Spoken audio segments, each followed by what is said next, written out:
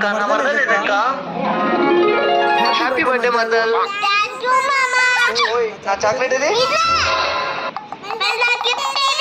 అయ్యో మర్చిపోయినా, రేపు తెచ్చిస్తలే.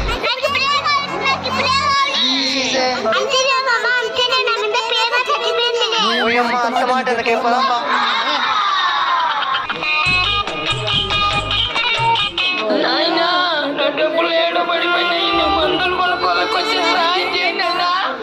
ఇలాంటి రోజు చూస్తా ఉంటాంలేమ్మా, పో పో పో.